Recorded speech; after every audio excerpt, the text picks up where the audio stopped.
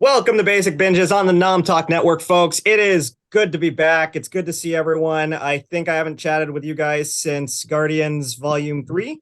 I wish I could say, this eye patch was for the theme today, but no, there was an unfortunate incident at Costco with a hot dog. Just leave it at that.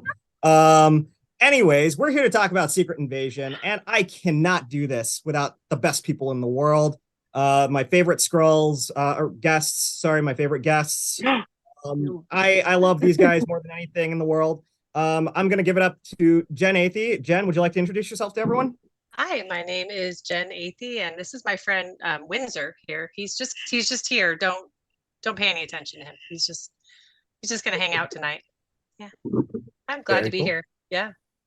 Always great to have you, Jen. Thank you. And I love that you're repping Hill. Are you eating or drinking anything tonight? I am. I have some hefty coping liquid. Some Two Towns Cider House Bad Apple Imperial Apple Cider made with meadow foam honey.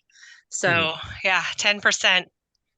God, that sounds so good. I really hope they sponsor us going forward, Steph. That would be amazing. But yeah. As much as I've had their cider on here at this point, it's going to be Coke Zero and your cider, Jen. That's what's going to be the sponsors. It is.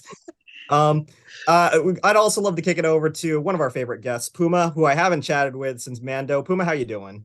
It's been a while. It's been great. It's been really fun. Lots of cool things that I've seen since then. So hopefully we'll get to talk about some of those also. Exciting. I think we most definitely will. Love the makeup. I think you look fantastic. I think when I addressed everyone as Skrulls, I was just joking, but with the makeup on, I don't think we could say that's a joke anymore.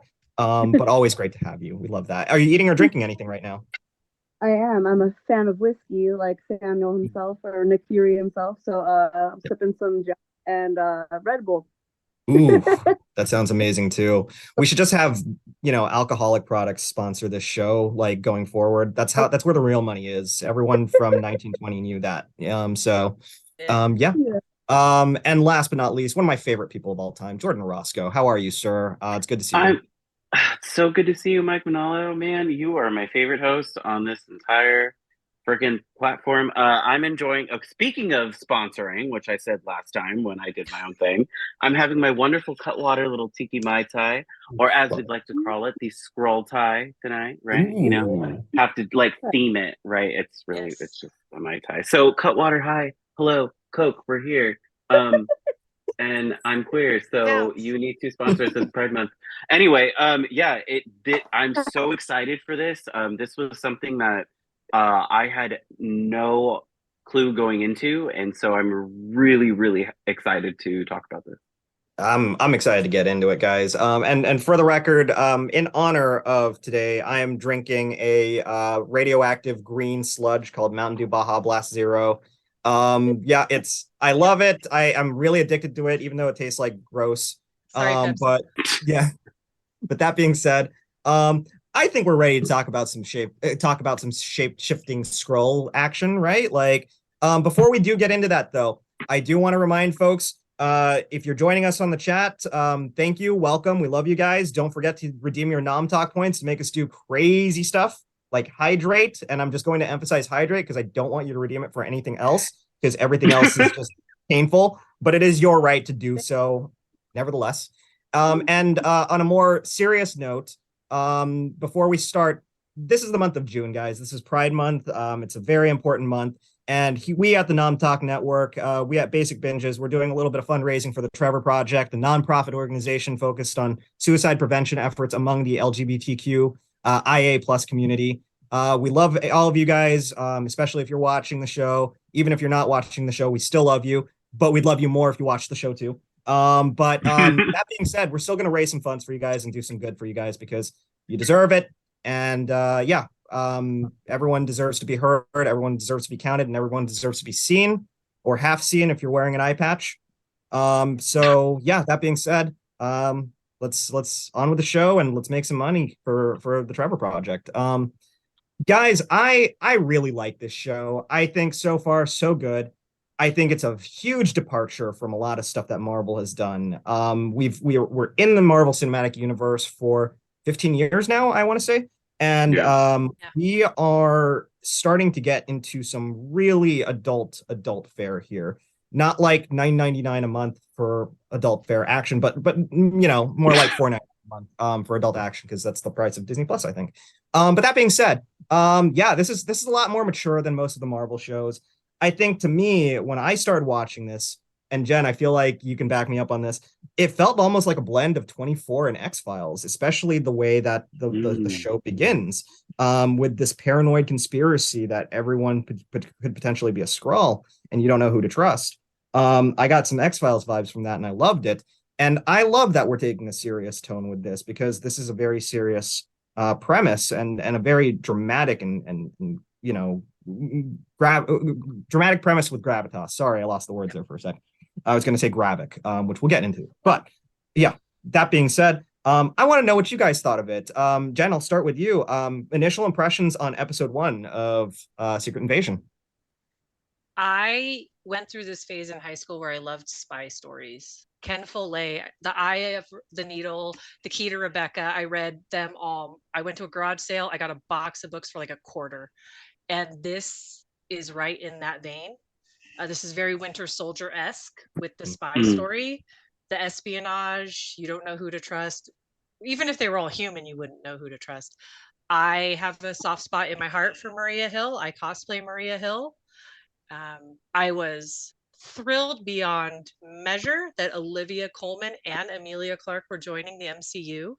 I've been a fan of Olivia Colman since Hot Fuzz, and yes, so I was so excited for this series to come. I couldn't wait. I was like a kid on Christmas, and it did not disappoint me. I've heard mixed things from people, and I have avoided getting in arguments on the internet this week, but narrowly. I just enjoyed it. Sometimes you just have to turn your brain off and watch something and not let outside stuff in, and just let it be the story they're telling you. So that's what I did, and I was not disappointed.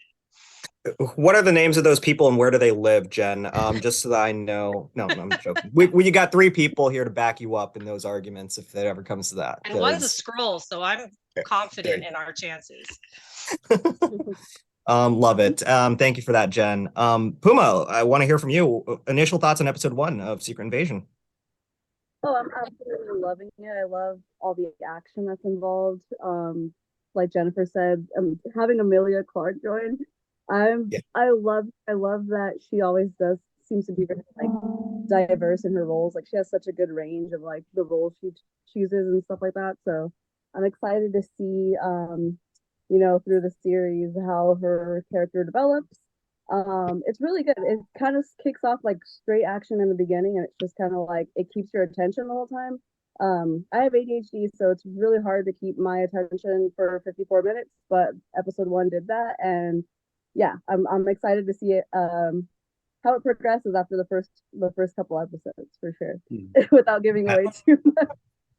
Absolutely. Love it. And to your point, and to Jen's point as well, the new additions to the MCU, Olivia Colman and Emilia Clarke, wow, phenomenal debuts. We are totally going to dig in to Sonya Fallsworth and to Gaia later on this show. I love it. I can't wait to hear what both of you guys have to say about both of these phenomenal debuts for the MCU.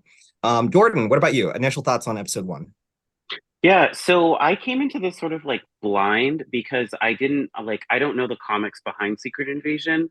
And usually for a lot of the MCU, like I know sort of like the lore and the background to the comics. And so it's really interesting to sort of go into this series without sort of no prior knowledge. And like at first I was hesitant because I'm like, do I want to, like, I don't want to say waste my time, but like, there's stuff that like, they're like, you need to watch this. It's the series. You need to watch that. And I'm like, I just, like when I get home, I don't want to invest an hour in watching like something. Like I want to sit and watch it. And when this came on, I was like, you know what? I'll give it a try because it was Samuel L. Jackson, and like he's just anything he's in. I'm like every contract he has to cuss at least once. So I'm like, fuck yeah, I'm gonna watch it. Let's just do it. And so I like woke up this morning and I was like, you know what? Let me just watch it. I literally it surpassed every sort of everything. And I think this is something that we were talking about earlier, where it was like all the MCU sort of series that are coming from Disney Plus have not disappointed me at all. Like they've just been phenomenal. They've been amazing. And it's like it I don't know. I like I'm gonna go out on a limb and say like I feel like a lot of these are way better than the actual movies that are being produced by Disney and Marvel. And this didn't disappoint. I loved Coleman. I loved uh oh geez, oh my god, I'm forgetting her name. Amelia Clark. Yeah, yeah. Which I was like, I was hesitant because I'm like, when you get somebody like Khaleesi, right? Like fuck, Game of Thrones, all that stuff, into this, it can either make or break this series. And none of these actors and actresses disappointed me in this entire thing. And I kind of like Jen's point where she was like, yeah, I love spy thing. And like I watch a lot of like murder mystery things, like just in general. And so literally from jump, I was like, he's not that's not him. He's a scroll. And like he wants and then like so you're kind of like trying to plot things like in the first episode, which I love because it keeps you guessing. And so but honestly, like this first episode, I'm gonna be hooked the entire series. That's great to hear, Jordyn Orozco. And I've started singing because our good friend Heartless has Oh redeemed no. sing mode for us, which means you guys will be tortured for, the next, I want to say 2 minutes. I wish I could come up with better songs for this, but the theme is Secret Invasion, the musical. God, I wish this song had this show had a theme so I could mimic that in my singing. But anyways, great analysis, Jordyn Orozco. Very excited. Does everyone here on the call know the background of the comic books for the Secret Invasion storyline? Okay. Very, very different than anything on the show. It revolves around a bunch of dead superheroes that are actually Skrulls and come back. But the show is very grounded in reality, less fantasy. So this is very different, and it's very much like a spy show. As you mentioned, Jen, I'm running out of ways to sing, so I'm going to kick it off. Someone a little bit more talented. Jordyn, I'm going to pick on you. Sorry. Do you, what did you think of the beginning with Everett Ross and, the chase sequence? Did you think it was really Everett Ross, or did you think it was somebody else? So I thought it was, well, I knew it wasn't Everett Ross because he was acting a little strange. And I was like, no, you ain't the only person I've seen in Black Panther. And you didn't do that. And I was like, you were acting a little weird. So then I was like, huh? And then, of course, because I'm a supporter of conspiracy theories, I was like, yes, bitch. I know what you're talking about. It's true. There's an invasion going on. And then this was the part. Can I please? Oh God, Eric said sorry, Jordyn. Yeah, thank you, Eric. Then I was like, oh shit, this is taking into like all of the information and everything going on is taking into account everything that happened after Captain Marvel and all of the Avengers and after the blip, and it was amazing. Did it say I can stop? Please say I can stop. 3 more minutes. So then I was like, oh shit, this is gonna get intense. And I was like, I caught up and I don't need to know the comics because I know what is going on. And yeah. Well done, Jordyn. Since we've got 2 more minutes left, I'm going to pass the mic to Puma, who will take this home for us. Puma, what did you think of the beginning? I don't know what else to say there. Very exciting during the chase scene, I actually thought that it was Agent Prescott that was a scroll.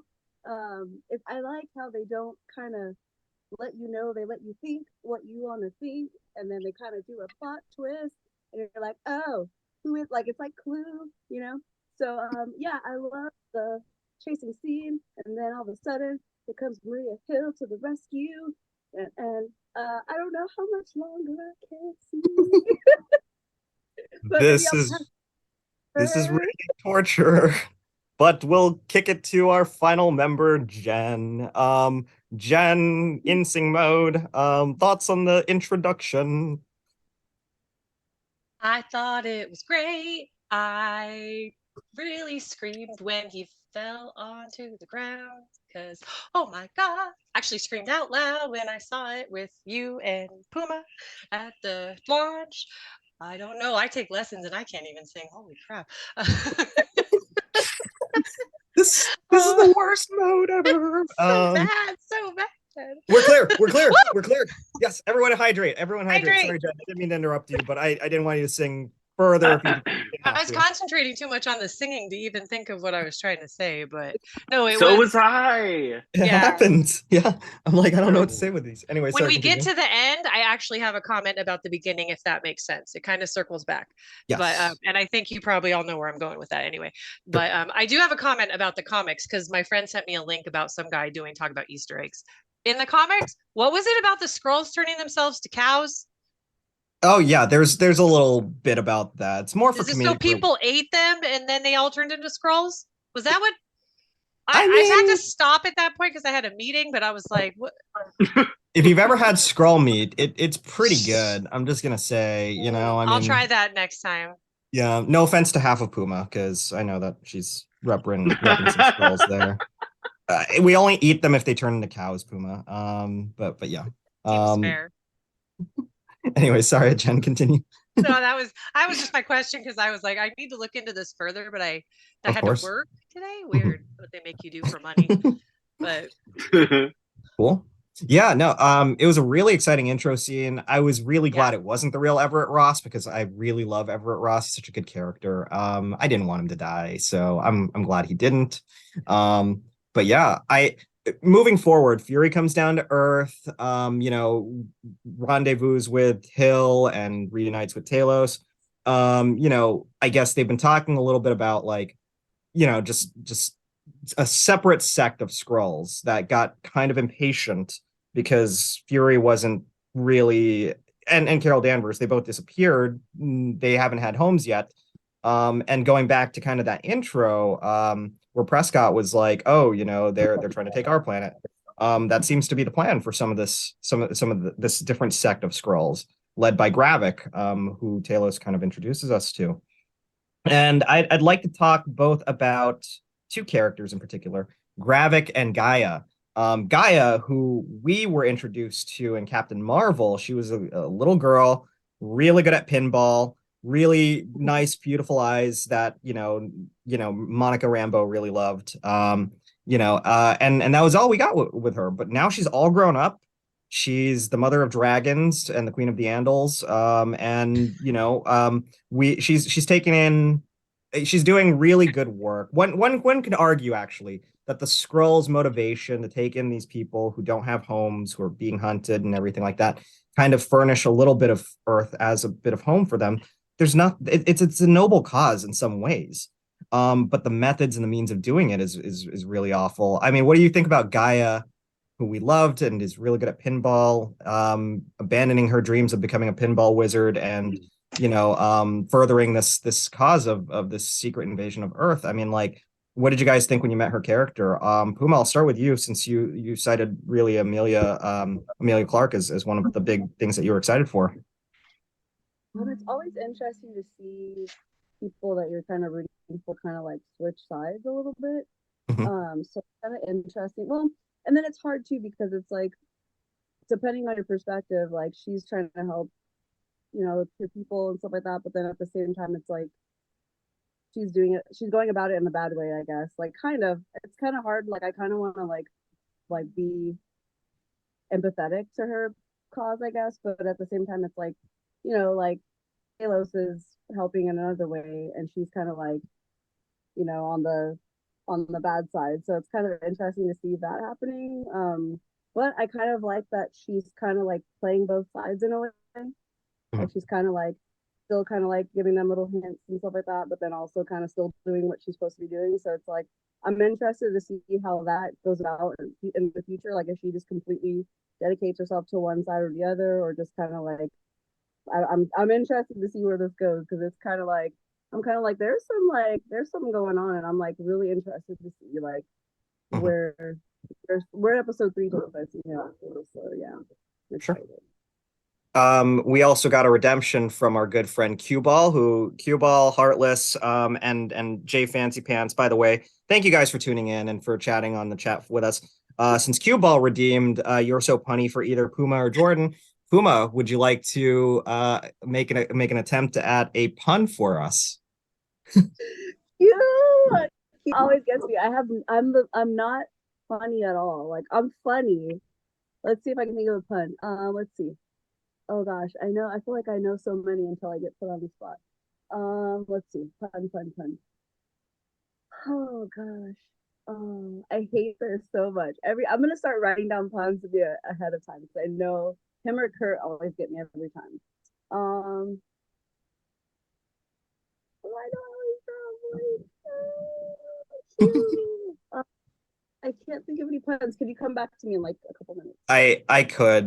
Don't worry. We all know you're a funny Gaia. Anyways, Jordyn, I'd love to hear what you thought about Gaia and her character. And also since it was Puma and you, I guess, who were called out by our good friend Cue Ball. If you have a pun that you'd like to share too, you're also on the spot. I probably have to think about the pun. The only thing that came to me was like, with scrolls like these, who needs anemones? But that's not a pun, and that's from Finding Nemo, and I just kind of like reincorporated that. But I'll think of one. I understood that reference. I'm glad. I'm glad. So it's interesting that you say, what do you think about guys? Because at first I was like, oh, Amelia, oh, she's the leader. Oh, I hate her, just like I came to hate her in Game of Thrones. And then you find out who she is, and you find out what's going on, and just sort of like the depth of just how far these people have not fallen, but have like succumbed to in regards to like what's going on with Secret Invasion. I do have to say, Ben Mendelsohn, every time he has a character, right? Like even in Captain Marvel, it's like his timbre and his voice and the way that he plays this character that I'm just like, I, I yes, like I'm on your side regardless if you're right or wrong, right? And he doesn't miss in this character and in this episode. But I think with Gaia, I like I thought she was going to do the right thing in the end, and it ended up being like, oh, so you are so brainwashed that like you have just completely radicalized, right? Like from what's going on and from your father and from your mother. And I think she still hasn't dealt with the fact that her mom's dead, right? Like, and was killed by the people that she's helping. And I think she wants to believe um Talos, right? But like at the same time, it's like I've been so indoctrinated that I can't bring myself to realize this. And so at the very end, which we'll probably talk about later, I was pissed. I was like, what the fuck? And then especially like Maria, I'm like, I want to kill everybody. I just want to kill every single person in this thing, in that compound, because I'm like, you had a chance and you failed like royally at this. But I think Amelia Clark bringing sort of like her talent and her ability to play Gaia from like what we saw in Captain Marvel to what's going on now is utterly beautiful. And I'm so happy she's such a versatile, actress. Absolutely. Agreed with all those sentiments and 100%. Yeah, nothing to add there because it's such a well said, Jordyn, honestly. And sure, her talent, her gravitas, it's a very subdued role right now. It's not Yeah. like a very, and she's very good Yeah. at that. She's very good at like starting at two and then slowly building up to a powder keg later on. And we saw that in Game of Thrones. So I can't wait to see that here. Yeah. Jen, I also want to get your thoughts on, as someone who also loved Captain Marvel and was introduced to this character, seeing her go from there to where she is here. I mean, what are your thoughts on catching up with her now? Look, I'm gonna play a little devil's advocate here. Yeah. They've had 30 years to get Yeah. these people a home. Mm-hmm. Mm-hmm. And Sure. I know time Sure. works differently for scrolls. So for them, it's been like 5 years or whatever, but it's been 30 years. Yeah. And they got a little preoccupied with other things along the way, Sure. all human things for the most part. So I can see where the scrolls are coming from. That Me doesn't too. mean their methods are right. Hmm. So a little devil's advocate there. That being said, I agree with Jordyn. I thought that scene in the tunnels of whatever after she hit Maria in the face, her dad confronted her, and that was look. That's maybe not the time to tell your kid that her mom is dead. That was a little harsh. So I could see how maybe that might sour her a little on it and maybe make her see, well, I'll show you. Boy, did she. But I did think maybe she was going to have a little change of heart because then she met with him and I was like, oh, okay. She's willing to put herself out on a limb and maybe extend a little olive branch here. And then, oh, no, not at all. So it was interesting to see because they tricked us with that. They had us going one way, right? I was like, oh, okay. But let's face it, I mean, that would have been the end of the show. Yeah. No, okay, we're not going to do it now. I'm going to help you thwart this guy. So, I mean, I think she, in a way, is staying true to who her character is right now. So that's Mhm. one thing. But also, they've had 30 years. Yeah. Kind of hard to be like, you had 30 years, Nick. And you guys both took off and you just left these people like hanging.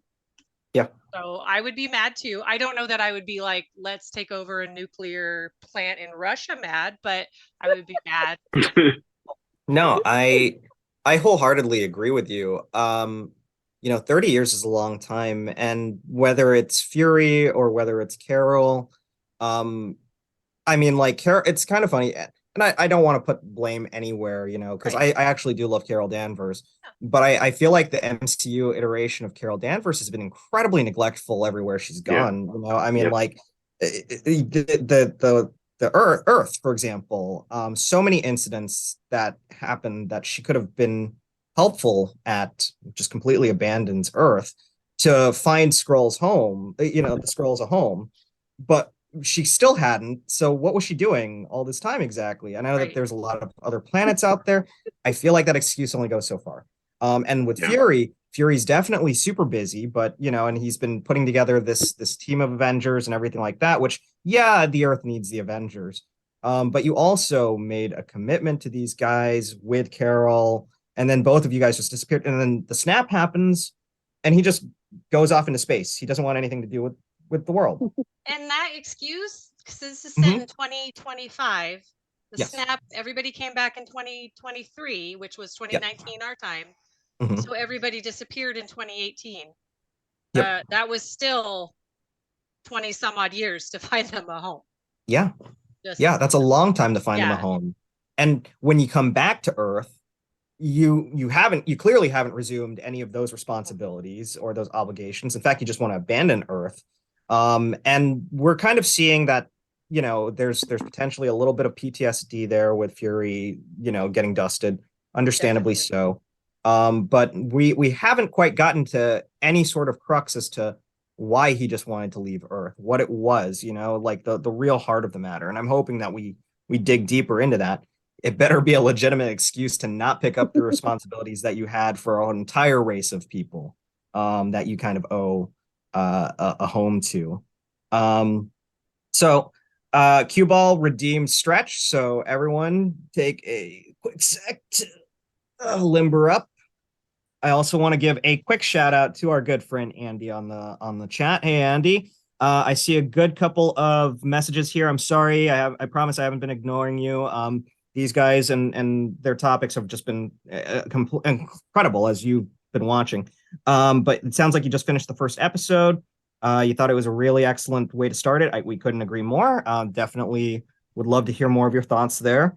All very natural progressions, and Sam Jackson gets a little bit more flexibility to be more Jackson as Fury than were his prior appearances. Agreed. I think there's a really amazing interrogation / action sequence midway through where he's sitting in a 15th century Louis XV chair, and he's going full freaking Jules Winfield on us. He's like, Yeah. that was lie number one. Nobody gets two. I'm like, this is pure Jules Winfield right there, and I love it. We're here for that. I think this might be his most charismatic performance to date as Fury, and I love that. I do want to touch on that a little bit more, but before I do, there is a huge elephant in the room in terms of charisma, charm, carrying this entire episode for me, and the highlight of this entire episode for me. Let's talk Sonya Fallsworth, aka Olivia Colman. And Jen, I want to kick this to you. I want you to start this off because I know you've got a special connection with this. For those of you who don't know, our Jen here is an amazing cosplayer and has the most amazing Sonya Fallsworth cosplay. You could see with Windsor down there that she came to play. She came to cosplay. And Jen, we can't talk about Sonya Fallsworth without starting with you. Let's go. Yes, as I said earlier, I was so excited to find Olivia Colman. PC Doris Thatcher was joining the MCU. Obviously, she's done a few things, little things since Hot Fuzz. Something about the Queen, the Crown, Oscar, something like that. Oscar, yeah. I don't know. Anyway, nothing will ever top Hot Fuzz. I'm just kidding. No, I agree she's with you on that. amazingly accomplished. Her Oscar speech, her prank on Paul Rudd. If you haven't seen her prank on Paul Rudd, just Google the video of it. It's the funniest thing you'll see. Hilarious. I didn't know they were good friends. Apparently, they're very good friends. It's adorable. She is just a treasure. And when I found out she was in this, I was like, okay, I'm game. And then I did dress as her to go to the launch, and I made Windsor here. Based off one little screenshot of just the back of the owl's head, I realized he had an eye patch on in that particular screenshot. And she was like, she looks at me, she goes, "You have the owl? Did you see this?" And I'm like, "No, you don't know cosplayers. It's okay. You'll understand. It's fine." And yeah, she was really excited that someone had the owl and there were people dressed like her. It was really cool. But I love the sass, the snark, the wit. I just was like, yes, I love it. It gets better, guys. That's all I'm gonna say. But better's relative. But I'm so excited to see where they're gonna take this character. I hope this isn't the only time we see her. And if you know the Howling Commandos, she's related to one of them, the British guy. Well, obviously the British guy. I can't remember his name except his last name's Fallsworth. But yeah, I was so excited and I wasn't disappointed. Her character, and I love the little trick with the owl, which I'm assuming is how he gets his eye patch. Sorry, Windsor. He's a different trick. Not balanced Windsor. On Better Call Saul coasters right now, so he's a little wobbly. Well, at least he's got good taste. He does. That's what counts. Yeah. Yeah, I just her little snarky comments, about the extraordinary rendition and her all of it. Her dialogue was perfect. Her delivery was perfect. Her wardrobe was perfect. Everything. So excited. I want more. Her whole show. Just give her a show. Mike could not agree more with you. And Mike is speaking like this because our good friend Heartless redeemed third person. So Mike is going to talk third person. Eric! Mike is more grateful for this than sing mode because once Mike has done sing mode, the rest of this is easy. That being said, Jen, Mike could not agree more with you. The amount of charisma and color that she brings to this is a very, like Mike said before, adult series, very serious series. and everyone basically talks like this for most of the series because it's a very serious, very, dramatic series. But then here comes Olivia Colman, and she's like, everything she says could be delivered as, also like serious and everything like that. But she delivers it with such a cheery demeanor that it's so brilliantly done. And I love that. It's so well done. She could cut down someone and you would never know it because she's so happy and she's amazing at it. Mike would like to know what Jordyn thinks of the great Olivia Colman and Sonia Fallsworth.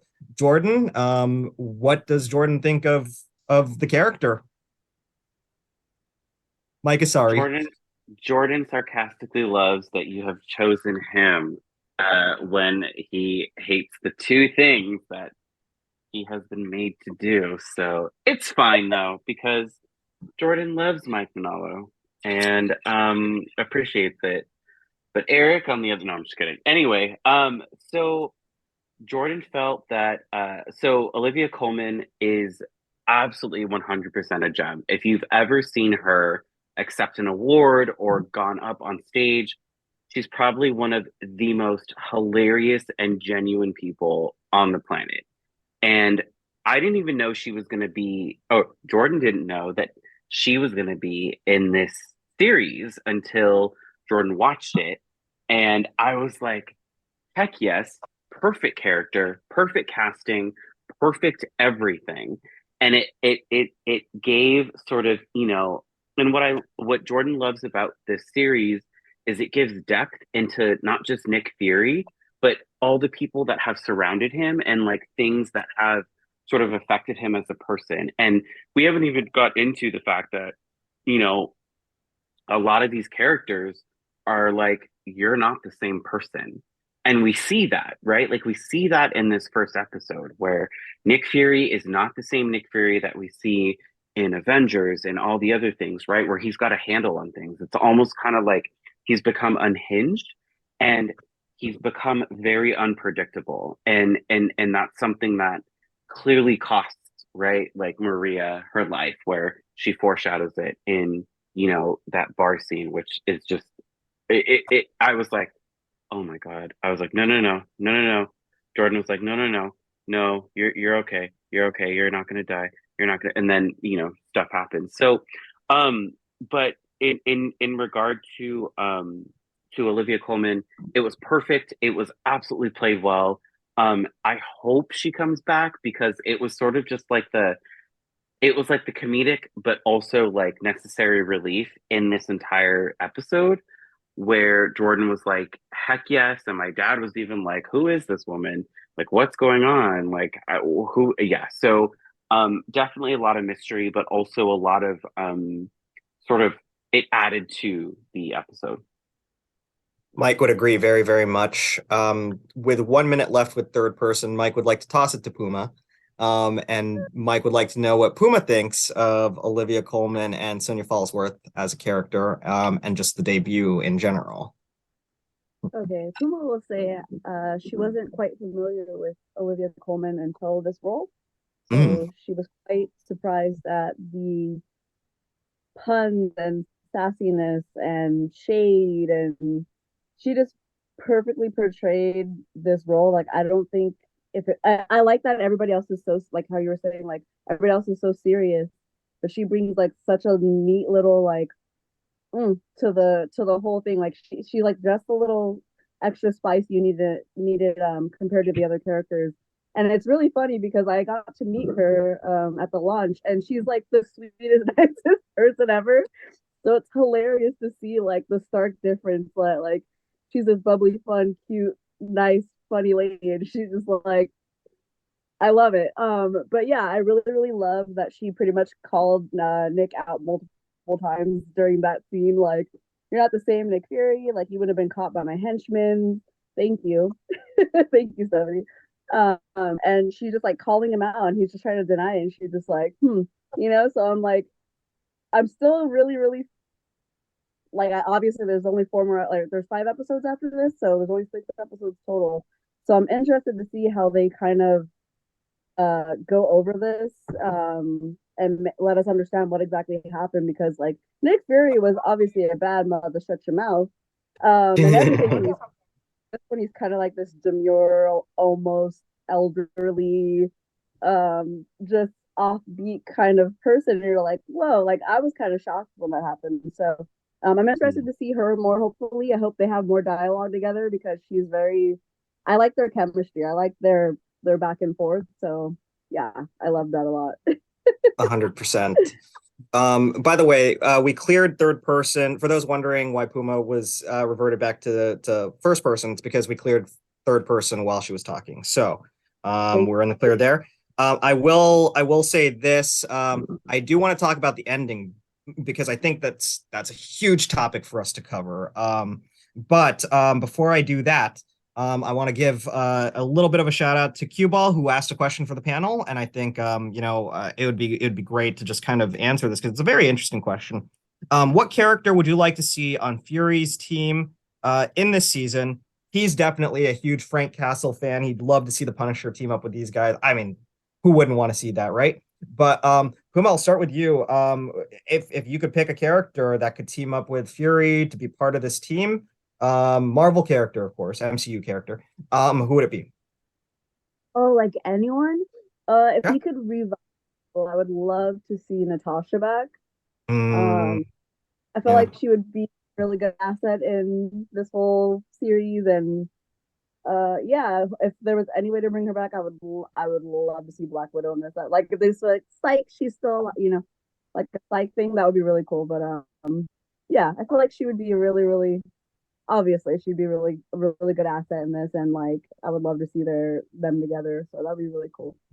I miss the Dream Team, the Shield team, basically. Jen, what about you? Thoughts on a character that you'd like to see join Fury's team? Well, until I realized he was a scroll 30 seconds in, I thought Ross meant we might see Valentina. That would have been cool.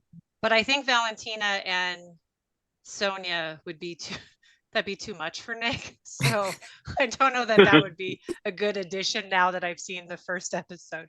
So gosh, I don't know. I would have to, going back to Shield times, I would have to agree with Puma and say, for the way the series is written, Nat is really the only one that makes any sense, because it's a spy 100%. show, not a Mm. superhero show.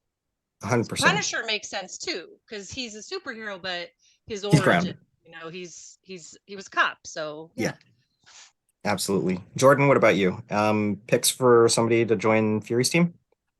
So it's hard to say but I'm glad that y'all have brought up like sort of human superheroes that don't necessarily have these like sort of godlike abilities, right? Because my dad was like, well, what, I thought it was, people in the super, and I was like, no, Dad. I was like, this is like one of those episodes where it was like, it was almost like Falcon and Winter Soldier, where it was like, Falcon, is like a regular human, which like if he came back as Captain Falcon, right? Or like Falcon, like that might be something but I think if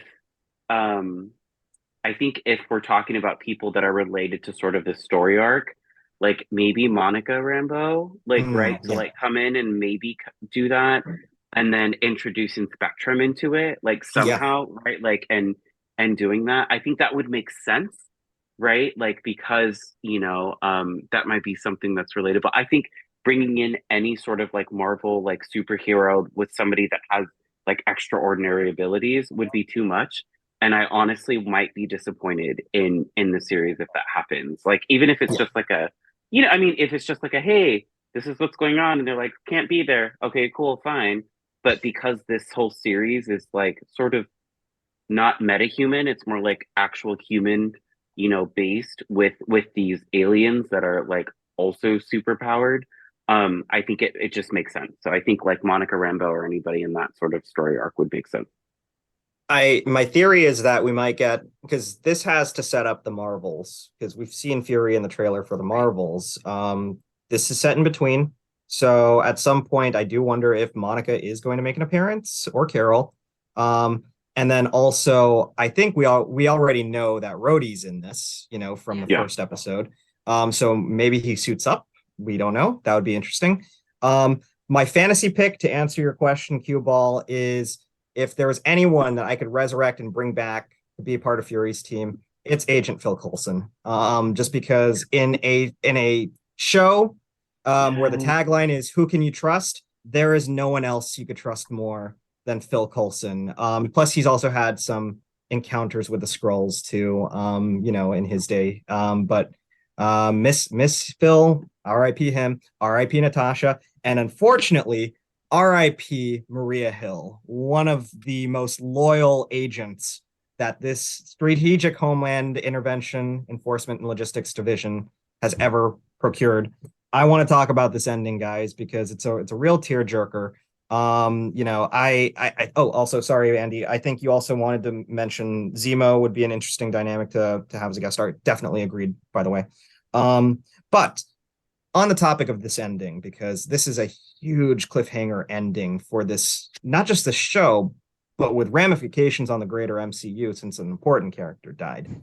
I have to know what everyone thought about this. Jen, I'd love to start with you. As a Hill cosplayer, as someone who, like you said, is this character resonates with so much.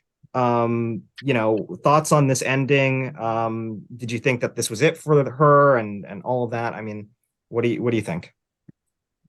My heart. I mean, I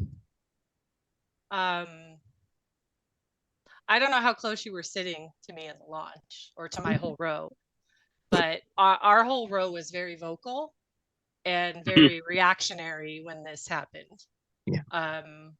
We did this weird 7-seat group hug thing. There was crying, there was I mean, I was not ready for that. I was waiting for her to turn green because she was a Skrull at the end of Far From Home.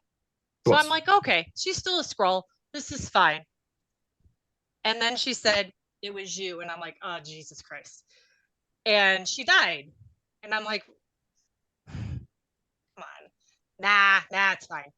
And then Gravik Fury there with his smirk on his face. Like I was physically angry.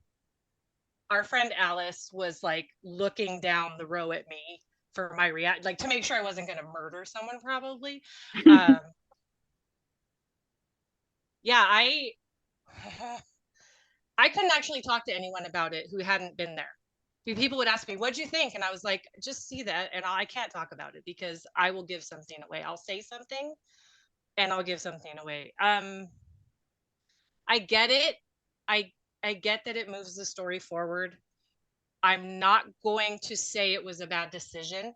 It broke my heart, but that doesn't mean it was wrong to do.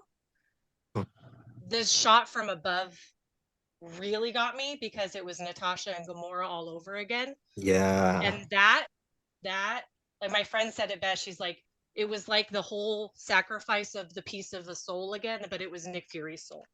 That was a piece of Nick Fury's soul that died right there. And this is just like Coulson was what the Avengers were going to avenge. This is now Nick Fury's motivation. Yeah. And yeah, it was really, I've cried a lot over someone who doesn't even exist the last week, just because she does mean a lot to me as a cosplayer and as someone who, because I've researched her to cosplay her, right? So you get to know your character, because when you're cosplaying and you're talking with people as the character, you kind of have to know them. And it really is it just is something that was kind of personal, and I took it personally. I'm not gonna lie. But it broke my heart, and it broke my heart that she thought Nick Fury killed her. That I think was the worst thing for me. I was just like, that's the last thing she thought, And and I'm gonna start crying again. So I'm gonna. It's funny because first off, what a poetic sentiment that it's a piece of Nick Fury's soul that just died. It's huge, thought, and the tragedy that ends up that I can end up seeing. You guys remember Age of Ultron where Tony's like, "Oh, is that woman ever not working for you?" And then to have her live her life out, pretty much serving being the right hand person for this guy, only to have her think that he's the one that shot her. That rips your heart out of your butt, guys. I think if they ended this with her singing "Let's Go to the Mall," that was like her final words, then it would have been so much better. But unfortunately, they didn't do that. But yeah, Puma, thoughts on this ending and this shocking event? But for real though, that How I Met Your Mother is one of my favorite shows ever. So thank Yeah. you for that, because I sing that all the time. I reference that show daily almost. But yeah, that was such a heartbreaking scene, because it's like you have everybody kind of like, okay, I got eyes on this person. Okay, I see this person. I see this person. There's the decoy going on. I'm like, okay, that was obviously like, I'm surprised with how much they've been through. They didn't call that there was going to be a decoy, or they didn't expect that, because like there's always a decoy. Like even if is it Gaia? Even if Gaia didn't tell them, they should have already expected that at some point there was going to be some type of decoy, or be prepared for it, and they weren't. It was like they're slipping. It's like everybody's a step ahead of them, and it's kind of like frustrating, because I'm like, you guys are like the top people. Like that's why they send you to these missions. Like you're supposed to be able to handle this and like save everyone. And it's like, to see that happen, and to see, Gravik just like bouncing back and forth in between different people, like that was probably my favorite part of the whole episode, was like him just walking by, doing the side eye at Nick, switching people, doing the side eye. Like I'm like, that was like one of the most insane like things I've ever seen done. And it was just like that kind of stuck with me. I'm like, wow, you really don't know who it is. It could be a little girl, it could be an old lady. Like it was crazy just seeing him bounce. I definitely didn't expect him to do the Nick Fury thing. Like that was kind of like crossing the line. I'm like, wait, hold on. Like now there's just like no law anymore. Like you're just like, hold on. And to have like all the I know we can't talk about the aftermath of that, but like the aftermath that happens after that, it was just like, it sucks knowing that Maria thought that Nick killed her, and that anyone else that could have seen that thought Nick Fury killed her. Like it's horrible. Like that is like the most betrayal, like blasphemous thing that could have happened. I was just like, yo, this is the first episode. This is episode 1. They're just like gutting us. Like Marvel has been gutting us from Endgame and beyond. Like it's like they're just trying to like rip our hearts out. I'm like, wow. So like I said, I'm excited to see where this goes and what happens next. But I'm like, it kept me on the edge of my seat. Like I was literally on the edge of my seat like this, like, what? Like hold on, like for like the after scene credit or something, after credit scene or something, and I'm like, oh, this is what happened. Okay. So yeah, Marvel has no mercy anymore. They're just kind of like, we're coming for your hearts, y'all. I'm sorry. They're not even sorry, actually. It definitely adds stakes to everything, right? I mean, this is a real war. It's really personal for Fury. I mean, yeah, they have no mercy. It's horrible, but it's great for the story. Jordyn, thoughts on this ending, on Maria Hill, all of this? Yeah, so I think there's a lot, because the minute it happened, I was like, no, like that's fake. Right? Like that's fake. It's cinematic. No, that's fake. And then I was like, oh, this fucking bitch. Oh. And I knew, so I think from jump, like I knew that Gavik was all those characters, because from like the little girl, I was like, something's off with her. And then the making out couple, I was like, why would you look up at somebody like that? Like when you're making out with somebody, I was like, I would never do that. I'd be like, some asshole staring at us. We need to go. Right. And then it was the guy in the bar that I was like, why the hell did you just say that? Right. Like, why would you know that? And I was like, something's going on. And then when he was switching characters, I was like, oh, this fucking asshole. But I think for me and Jen, I don't know, maybe we should be in like a zombie apocalypse like team together, because my immediate reaction, I got pissed. I was like, what the fuck? I was like, oh, hell no. And then I knew that wasn't Nick Fury. I knew it because of the way that he said, hey, Maria. And I was like, No, that doesn't sound like Samuel L. Jackson. And then He shot said her. And I Hill. was like, oh yeah, oh hey, Hill. And I was like, Mhm. oh no, no, no. And then it did it. And I immediately was like, oh my dad was in the room and I was like, no, no, no. I was like, not Maria. I was like, not Maria. And he was like, what? Because he doesn't know. Like, he doesn't know what's Right. Yeah. going on. And I was like, oh my God. I was like, I got like viscerally mad because I was like, so for me, like I have seen Maria not only in the films but also in like video games, in games that I've played since I was a kid. Like Maria Hill is like Nick Fury's like second hand, and like especially with like the Avengers and like all the other things that have like come out, and then just to see this character portrayed in like real life, right? Like, and then to see her just off like that, Yeah. it was very infuriating for me. Yeah. And I'm like, oh no, I need to know what happens. I need to know what goes on. And then in my head, I'm like, if I know Marvel right, like they can bring people back like they did, like Coulson. Like they can just do it. She's not dead. She's not dead. And like, so I'm like still trying to convince myself that like she's not dead, right? Like in my head. And hopefully something will happen where I feel like Maria will come back, but I don't know. I don't know what's going to happen in this entire series. Um, it was powerful. It was very relatable to certain things that are going on. It was very just it raised the stakes into what this entire series is going to be. And if I need to go into every episode expecting the unexpected, I'm going to do it because if this first episode told me anything, it's that's exactly what I need to do. I'm excited and I'm so thrilled that this freaking series is going to be this way. That's all I can say. Well said. I think we all agree on that. And honestly, guys, I could talk about this all day, but it is that time. We love that you spent this hour with us to talk about this grief counseling, as it were, for R.I.P. Maria Hill. But honestly, it means the world to us that you guys are watching, and we hope that you stick around for this after show every single week for the next 6 weeks. We will be back next week on the 30th, and we'll be talking about episode 2. But until then, Jordyn Orozco, where can everyone find you? Instagram, City of Stars 13. I post funny stories. And yeah, that's like basically where you can find me. Yeah. Awesome. Jen, how about you? Where can everyone find you? Sitting here crying over Maria Hill. No. That's not funny. Instagram, I am at